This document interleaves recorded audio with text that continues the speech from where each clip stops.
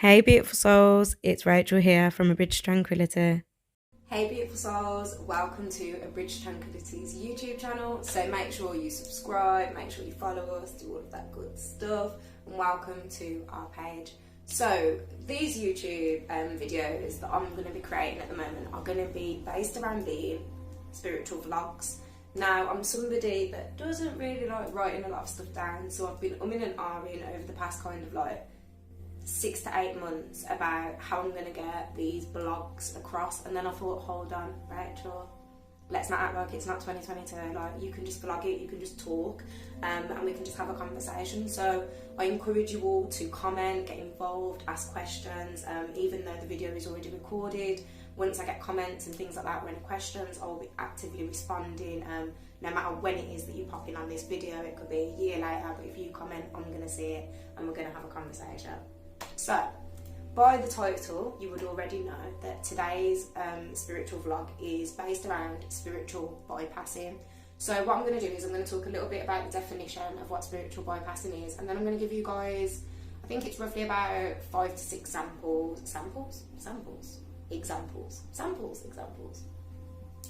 Hey. So, the term spiritual bypassing was kind of brought up by a psychotherapist who was also a Buddhist teacher. This is in the Western world. So in the 1980s, a gentleman called John Wellwood started to bring across this kind of terminology of spiritual bypassing. So don't think I'm rude while I look slightly down, because I want to read you guys the definition of what spiritual bypassing is. So spiritual bypassing is the tendency to use spiritual ideas and practices to sidestep or avoid facing unresolved emotional issues, psychological wounds, and unfinished developmental tasks. So that's the bottom line of what spiritual bypassing is. Now, to say it in a less professional way, for me, it's escapism. For me, it's something that if you've known me for a long time or you've watched anything of A Bridge's content, you will have heard me use the term spiritual crack. Which, what I say for that is that you all of a sudden kind of taste this thing of spirituality, you taste the spiritual journey, and you're hooked, you're addicted, you want to be in it. You've learnt what it is to be in a meditative state, you want to stay there. You've learnt what it is to feel connection, you want to be there constantly. But that's not human, it's not right, it's avoiding, and it's definitely escapism. And what you will usually find in cases of spiritual bypassing, and I don't think that anybody's immune to this, whether you do it slightly, whether you do it in really big major ways, I think everybody, including myself, has spiritually bypassed at one point or another during their journey. But what we don't realise is we usually step into our spiritual journeys for a place of healing or a place of self-development.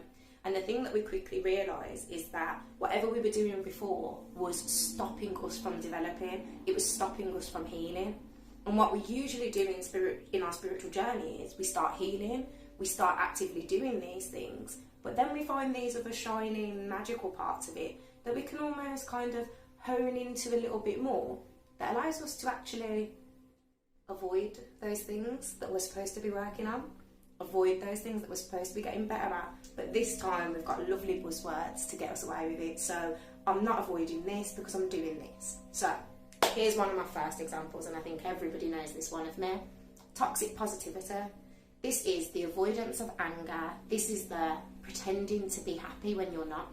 So toxic positivity is this thing around, oh, you know, everything has to be high vibrational, everything constantly has to be positive, everything is sunshine, lollipops and, you know, rainbows. And the spiritual term that's been coined for this is love and light.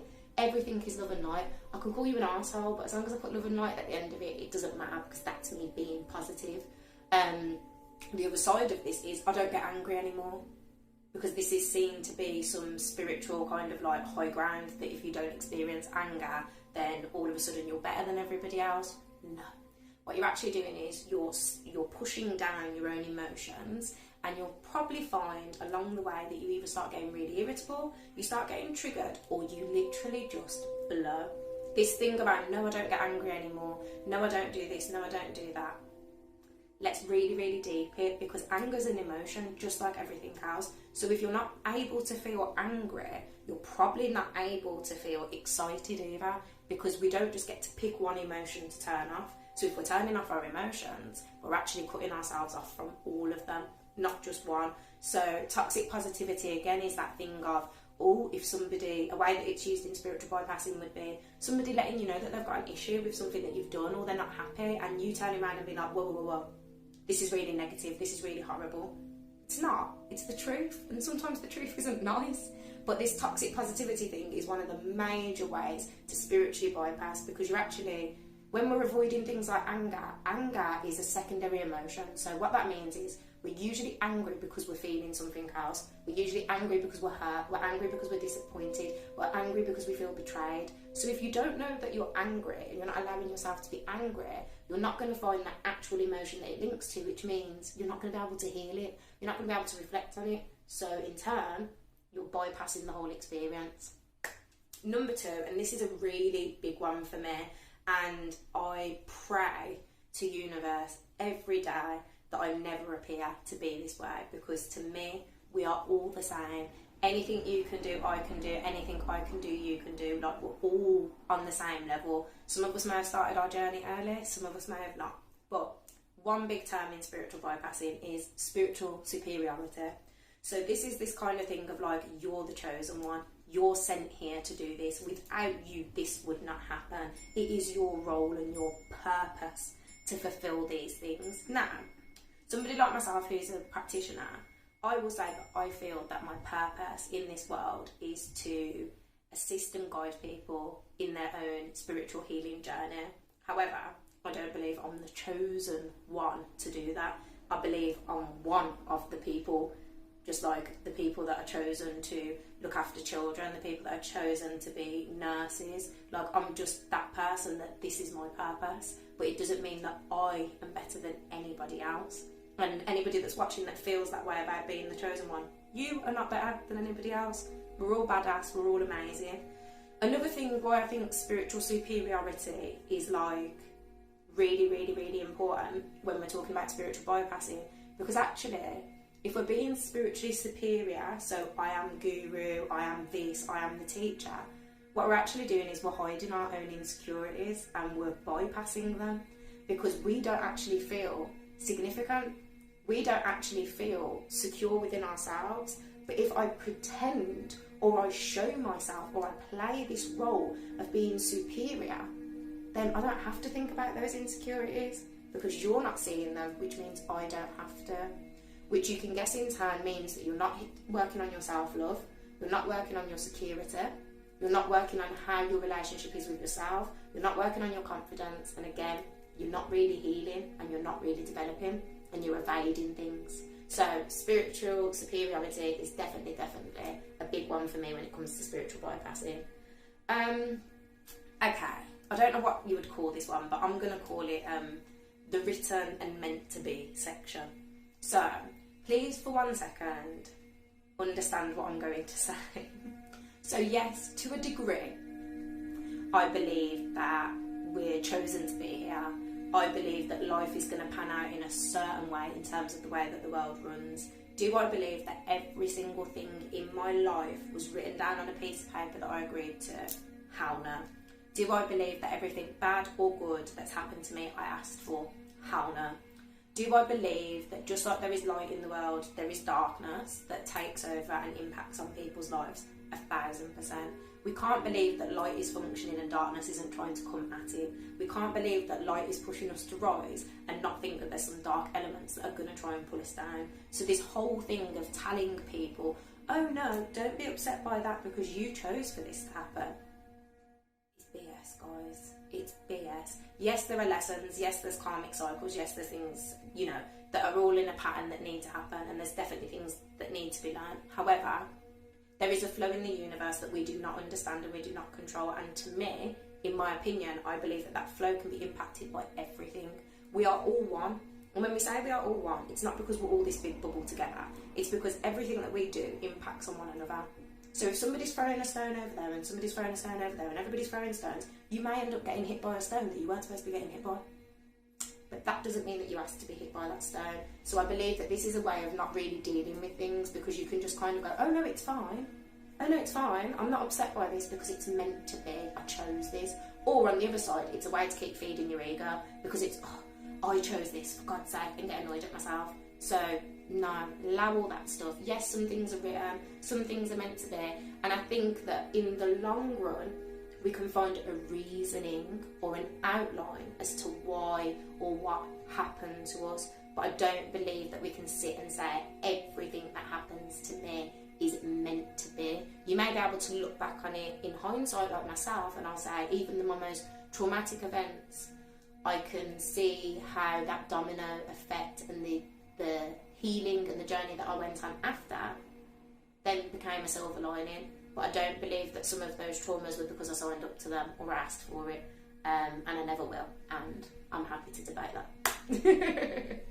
So another one of my spiritual bypassing favourites is journeying, travelling. Get your words out. Journeying and travelling. So this is for my people that are constantly in meditation for no apparent reason. Yes, I said it in that way. This is for my people that have done 25 psychedelics this year. This is for my people, if I'm being quite honest with you, that have probably done one or two more psychedelics than their first one this year, or last year. This is for my people that are constantly in ceremony, constantly in everything, and basically you can probably guess where I'm going with this one. The people that are avoiding the real world.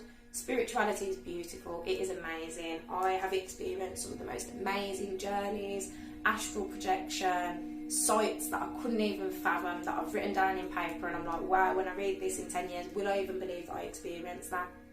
However, I'm here to be a human. I'm not here to find out that I'm a cosmic, unlimited, limitless, amazing being. I'm here because I already know that. But what I am here to do is find out how I manoeuvre in a human world that way. When you start escaping, and yes, that's what it is, whether you want to call it spiritual enlightenment, whether you want to say it's because you're connected or you have to be here or you have to be there, I don't care what you want to call it, it's escapism. It's beautiful to journey.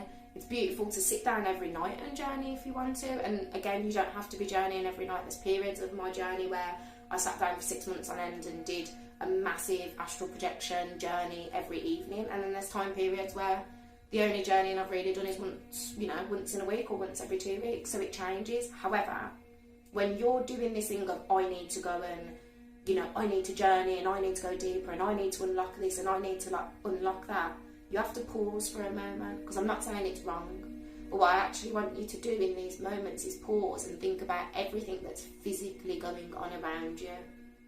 How am I?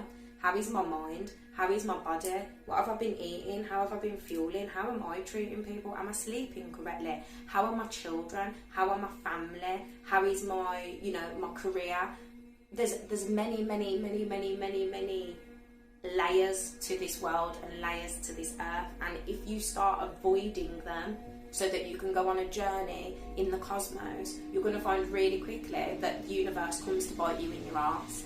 I am really super blessed with a very strong connection to my higher self and my spiritual guides and universe, and I can guarantee you and tell you 100% from my opinion and from my experiences, they are the first people, beings, entities, whatever you want to call them. I call them people because to me they're my people, but I know they're not people.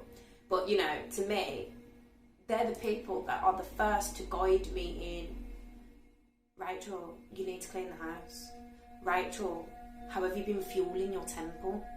Rachel, when was the last time you went for a walk? They're not asking me, Rachel, when was the last time that you travelled across the cosmos? That's not what they're interested in. They're interested in evolving and bettering us with the influences of spirituality. It's not something to go and escape into, to bypass everything. It's something to add on to your life. It's an addition to your being, and such a powerful, beautiful one.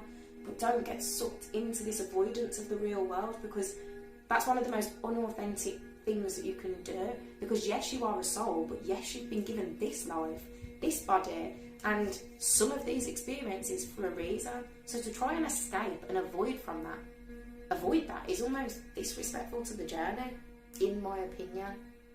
So another thing as well, which kind of interlinks this, looking for signs, looking for signs instead of having ownership. So instead of taking a moment to reflect and think about, okay, wait, am I accountable in this situation? Is there something I should be doing? Am I feeling really, really down right now because actually I haven't been looking after myself? Instead of doing the, I know universe is going to guide me on this, I'm in a bad place, I know universe is going to tell me what's going on, I'm waiting for my sign, I'm waiting for this, oh, this must be happening because of my journey. Not always, guys, not always. Sometimes, definitely, but not always. So make sure you're not looking for signs instead of actually looking into yourself and having some ownership. And last but not least, this one is, it's uncomfortable to talk about, but I think it's something that really needs to be spoken about. So, spiritual bypassing through control and narcissism. So what do I mean by this? I mean, these are the people that are, oh, your energy's so horrible. Oh, you need to heal. Oh, you need to do some shadow work. Oh, you've got an attachment. When you come by me, you make me act in this way because of your energy. Using spirituality to bypass and to put things on people, to control people, to make people feel a way, to make people mould to your agenda is, one, it's spiritual bypassing because you're not looking at your own stuff, but on another level, it's the most low vibrational thing I can ever think of in terms of spirituality. So please bear that in mind.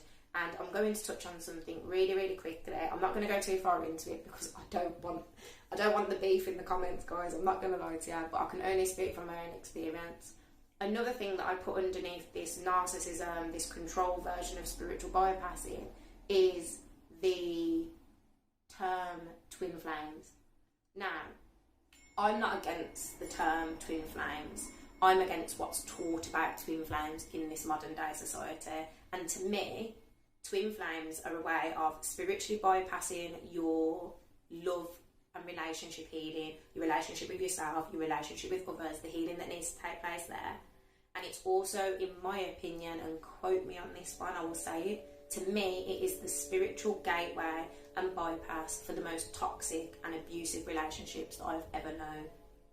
So I'm not going to sit here and debate about the twin flame thing. I will save that for a whole nother vlog. However, I do think that it is a version of spiritual bypassing, spiritually bypassing your stuff, and also spiritually bypassing sometimes a cycle that needs to be broken that you don't want to. So guys, that is my opinions, my talk, my thoughts, my words, my guidance around spiritual bypassing. Now, again, I'll go back to what I said in the beginning. Nobody is immune from spiritually bypassing, and we can do it in really minute ways. We can do it in really big ways. But what I think it's about is having the knowledge and also doing your own research as well, because you can only know and acknowledge what you are aware of. So if you get more awareness about spiritual bypassing, that is how you will ensure that you're not doing it. So guys, I hope you've enjoyed the first of our series of spiritual vlogs. Comment, like, subscribe, let me know what you're thinking. I'd love to hear your opinions.